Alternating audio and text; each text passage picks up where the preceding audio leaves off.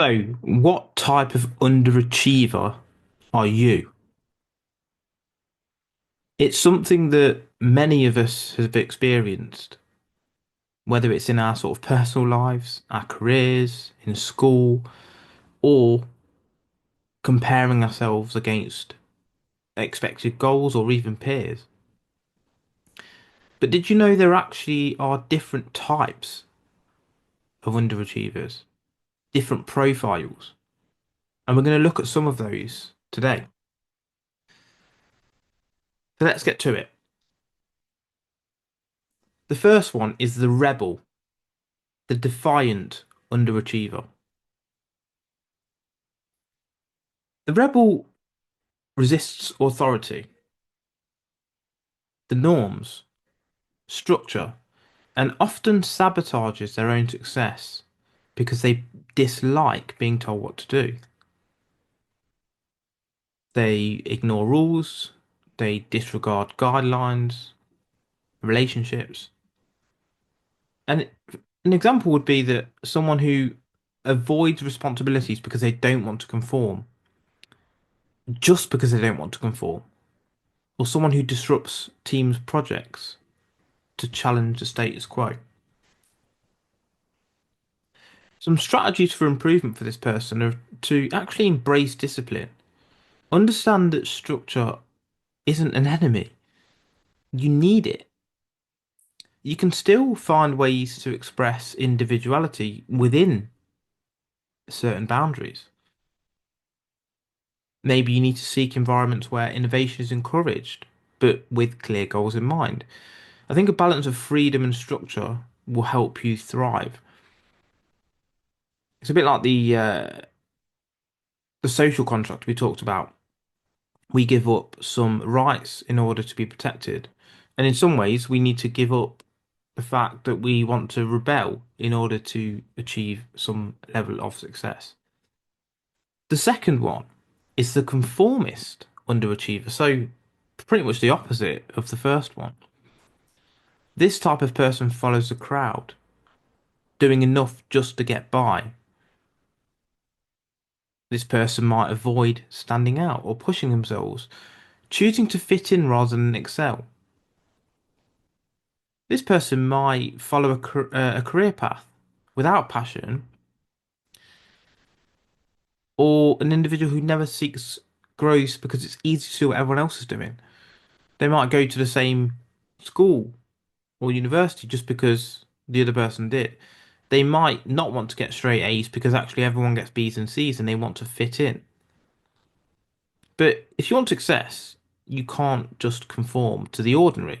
You must be extraordinary. So some strategies would be setting personal goals and values that align with your skills and your passions and where you want to make an impact. You need to challenge yourself to get out of the comfort zone. Maybe you need to try engaging in activities that allow you to express some level of individuality, creative hobbies, unique career paths, and understanding actually try time away from people who you conform with to. And you might realize that these people are not that special really.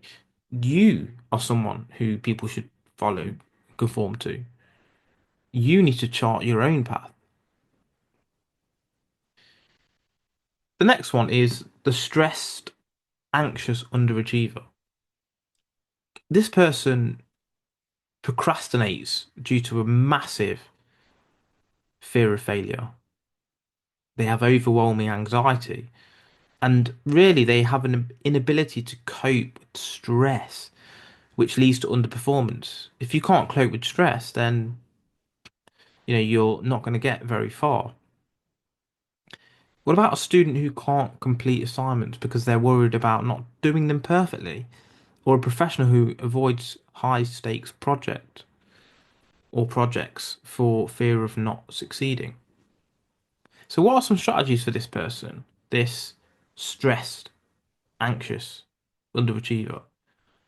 Maybe they need to implement stress reducing techniques, understand how to manage their stress, exercise, mindfulness, meditation, whatever it's going to be. They need to get rid of that stress. Maybe they're finding big tasks overwhelming, and therefore they need to break these tasks into smaller, manageable goals that will reduce that anxiety. Maybe they need to consider speaking to professionals, coaches, counselors, psychotherapists, CBT, psychiatrists, whoever it's going to be, but someone who's going to help get through to them. The next one is the sad, depressed underachiever. This underachiever, obviously, struggles with feelings of sadness, hopelessness, depression, which affects their motivation and their productivity. An example might be someone who is unable to maintain interest in activities they once enjoyed, or who doesn't engage in life because they feel overwhelmed by negative emotions. They don't want to get up in the morning, they don't want to brush their teeth, they don't want to shower, they don't want to go and play football like they used to. So what would some strategies be for this person? Maybe they need to start focusing on the self-care. If they're sad and depressed, maybe if they looked after themselves, they'd feel a sense of esteem. Maybe they need to seek support from friends, family, therapists, coach, whatever. They need to start small and focus on achievable goals to help rebuild this self-esteem and gain or regain, in some respects, a sense of accomplishment. If there is sustained depression, it's worth speaking to a professional. But depression is an extended mood sometimes. Well, in fact, for me, almost all of the time, 99.999%, it's a mood that you've got into that has sustained for longer than you need it to. And that's why you are in a state of depression. Notice the word state. You are not permanently depressed. Number five, or the fifth one, is the distracted learner. Easily distracted, ADHD, struggles to complete tasks due to their shifting attention, lack of focus. They can't concentrate enough to actually get something done. They're on their phone and they're reading this book and then they're, doing emails and they're watching TV. That is going to cause underachievement. This person might start many projects but finish none instead of starting one and finishing one. They lose track of conversations, tasks because they are too busy. So, strategies for this person is to set clear, focused goals and tasks for the day, the week, the month, the year, and break these tasks into time limited intervals and stick to it. Limit distractions, quiet workplace. If you need to put headphones in with some music that's actually going to help calm you, like some classical or something without words, because words do distract you when you're thinking. Maybe you need to lock your phone away for an hour in a safe with a timer. They do that product now somewhere online. Maybe you need to train your mind to concentrate for more than 30 seconds. If you're scrolling through TikTok or whatever, that is training your mind to abate attention or to to shift your attention pretty quickly. It's not going to be the ideal strategy for the distracted learner or underachiever. Number six is the passive dependent underachiever. This type of underachiever lacks initiative and often relies on others to make decisions or take the lead. They struggle with independence and avoid taking responsibilities. They think, well, actually, my brother will pick it up, my parents will pick it up, my manager will sort it. And sometimes, when this person waits for instruction or direction rather than taking initiative, they won't grow. They won't learn how to make decisions, even if the first few are bad. So, this person needs to get rid of being dependent. So they need to set small goals where they're taking responsibility. Maybe it's even just doing the washing and you're responsible for that, or you're responsible for the dishes. You're responsible for making sure the car's clean once a week. You're responsible for this particular customer, client, whatever. You need to make choices on your own, even very small ones, because over time this will increase your confidence and ability, or confidence in your ability rather, to lead yourself. You need to build self-reliance and gradually shift away from always depending on others. There's actually a great piece on what's called self-reliance. I actually forgot who wrote it. Hopefully it comes to me over the course of this episode.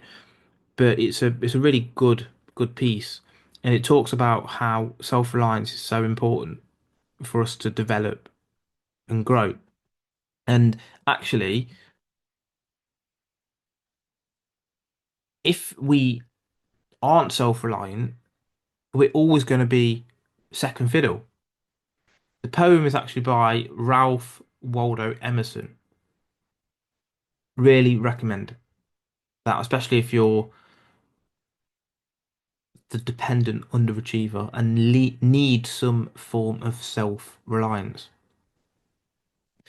Number seven is the perfectionist underachiever. This person fears making mistakes and may procrastinate or abandon tasks because they can't do them perfectly. Their high standards, which is a good thing, prevents them actually from doing anything and completing anything because it's never going to be right. It's not quite right. It's not quite the right color. It's not quite the right shade. It's not quite the right wording. Whatever. Not everything is perfect in life. They'll spend hours tweaking presentations until it's just right. And by then they've missed a deadline. They never share their work because they're so scared of what people think. They might want to write a book. They might have written a book, but they're so scared of people who they know will read it and think this guy's an absolute tard. He doesn't know what he's talking about. Is that what he really thinks? That person will always underachieve because they're so focused on the fear of being judged by others that it will take away any chance they have of success. The most successful people in the world have got so many haters. Some people hate Joe Rogan. Some people hate Cristiano Ronaldo, Lionel Messi, Kobe Bryant, whatever. Tiger Woods. People have got haters. So what? Djokovic. Show them with success. So this person should set realistic standards. Understand that they're not going to get things 100%. And this is what I always say to people who are suffering, especially when coaching, with perfection or they're perfectionists. I always ask them, is there anything that's perfect in the world? Is there such a thing as perfection? And they'll sit and think and they'll say, no, there's not. It doesn't exist. Okay, if it doesn't exist, then why are you searching for it? And a lot of the time, that can be a real good change of mentality for them. Think, actually, yeah, that's true. But if perfection doesn't exist, and that's what I'm basing everything on, there's no wonder I don't get anything done. Aim for progress, not perfection. And understand that you don't need to control every detail. Maybe delegating is a good idea as well for this person, perfectionist. Because the reason they try to do too much is because they don't trust anyone else to do it as well as they will. That in itself is bad for a perfectionist. They need to trust others to get things done, like how the body does. You trust your body to get you up in the morning and the heart to just run itself. That delegation is what we need to do in real life, in the words of Alan Watts. The next one is the coasting underachiever. The coaster has potential, but puts in minimal effort just to get by, content with going through the motions without pushing for more. Capable, they're capable, but they lack the drive to achieve greatness. They just do enough to keep their job and just do enough to hit target. They never seek promotions or growth, and they avoid stretching their limits in any area. They just want to coast. Now, for this person, they need to set new challenges and aim for consistent progress, not just the minimum. If something requires 10%, give 12%. If you need 50% to pass the exam, aim for 80%. If it's 50% on the exam, the coaster will aim for 51, just enough to say, I've passed this exam. I mean, we're all subject to all of these at some point in our life, I think, unless you're Mr. Perfect. I know I've been through all of these things before. Maybe I'm coasting on one thing. Maybe I'm a perfectionist in another way. Maybe I am um, distracted in other respects. Maybe I'm a rebel, and that's why I've underachieved. The next one is the wheeler dealer underachiever. This person, as this name suggests, focusing on shortcuts, quick fixes, hustling. They look at fixing uh, the surface level problem and not the root cause. This person might constantly look for a new side hustle, short-term stretches to get rich schemes, and instead of building a substantial career or skill set. This person should focus on long-term career goals or long-term goals in general and the strategies that build a foundation for lasting success. They should take time to reflect on their values and align their actions with what's important to them. So, that long term goal, as an example, they need to understand that patience and discipline is important and resist the temptation of quick fixes, getting it done as fast as possible, but doing it well instead. And finally, probably the most interesting one in some ways, but probably one of the least occurrent, which is the identity seeker underachiever. This person struggles with self awareness, unsure about their purpose and what they want from life. This confusion leads to indecision, stagnation, and they never set goals because they think it might be the wrong thing for them deep down inside. They switch careers, hobbies, without ever settling on a direction or a goal. And they're always questioning their identity and purpose. And they do this for years, and that has created a decade of stagnation. This person needs to explore different aspects of themselves and their interests and focus on a couple of them and the ones that excite them. They need to set personal goals based on their current evolved values, allowing room for exploration and growth. And they need to seek guidance from mentors or coaches to help them clarify their purpose. And the reason that's important is because coaches and as I said, all these other professions, psychologists, counselors, etc. They ask questions that help you find the answer. When you're in your own head and you're searching for things, the noise can be too much. You need a mirror to reflect yourself to you, and that's what a coach can do, or counselor, therapist, psychologist, psychiatrist. So you need to understand which type of underachiever you are, and that might be the first step toward transformation. Whether you're a rebel, a coaster, someone struggling with anxiety, perfectionism, or you're just identity searcher, you can always make changes to break free from underachievement. You don't want to be the person who was predicted they would be the next Elon Musk to find yourself stacking shelves in your local supermarket. So, identify which one you are, look at strategies or ways to improve it, and transform yourself from an underachiever to an achiever, and finally, an overachiever.